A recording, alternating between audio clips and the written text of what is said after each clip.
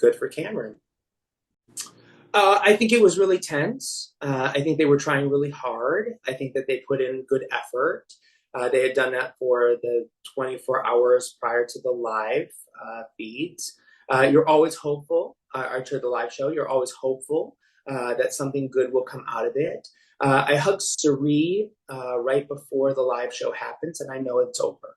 But it doesn't mean that I'm still not going to try. Which is what I do in my speech. I think sometimes people can be persuaded at the last moment. The problem is you're trying to persuade 6 people who have basically not talked to each other, who are trying to preserve their games. It's a really hard thing to do in the last few minutes.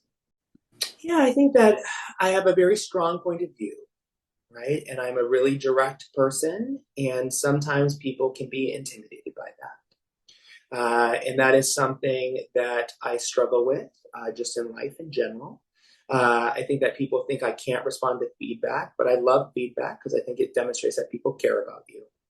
And the truth of the matter is that a simple conversation would have fixed all of this, right? But you have to present that you can listen to it, right? And I feel like people felt like they couldn't do that, especially because I was so focused on getting Riley out. I think it skewed their perspective on me. Right? It skewed them to think that I was so dogmatic or so dictator or directive that I was inflexible. And that was anything but. Because I'm a doctor and I take care of patients and they need to know they can trust me. Right? And if they see me on television basically lying and deceiving people, then they will ask, am I lying and deceiving them? And I didn't want that. So I knew when I walked into the game, I wanted to be transparent. I wanted to be loyal. I wanted to be honest. I wanted to be direct. And I was also trying to be kind. And when I made the mistake with Riley, I stopped being kind. And that's ultimately what leads to my downfall, right? What leads to my downfall is that I forget this part of my humanity. And even though I try to fix it by a heartfelt apology, the damage is done and it is too late. And when you normally have time to reflect on things, you're like, okay, this was said out of haste. But in the Big Brother house, when you're trying to figure out how you're going to get someone out, a small thing like this turns into a big thing. And that big thing eventually leads to a backdoor and an eviction. Yeah, I didn't really have a plan. The truth of the matter is what connects you, right? And that's outside of the game, right? So outside of the game, you have connection with people. And you're trying to basically find connection in a place where you're meeting strangers. And some of that is around your identity.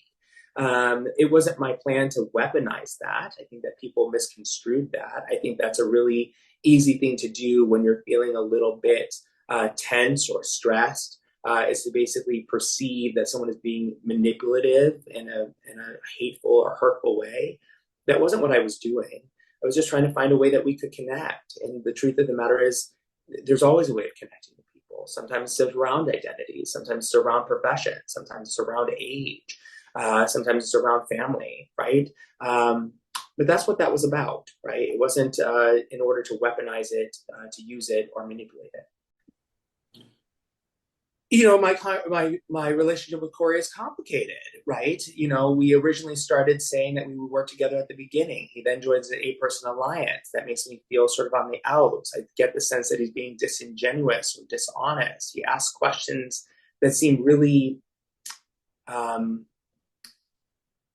like naive or like trying to find ways of relating in a weird way.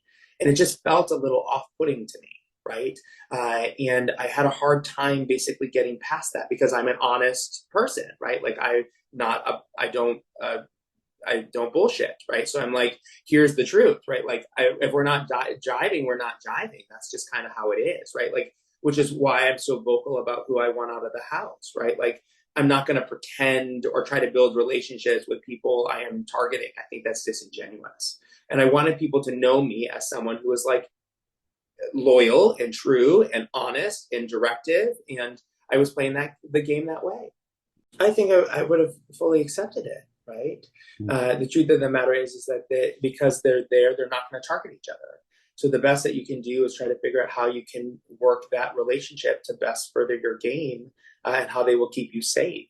That is the truth, right? Like like you can't hurt someone or harm someone because they are basically there's a relationship. At some point in time, of course, that's going to come out, and people are going to make decisions of what they'd like to do. But for me, especially at the beginning when I was evicted, this is a numbers game, right? Which is why evicting me doesn't make sense, right?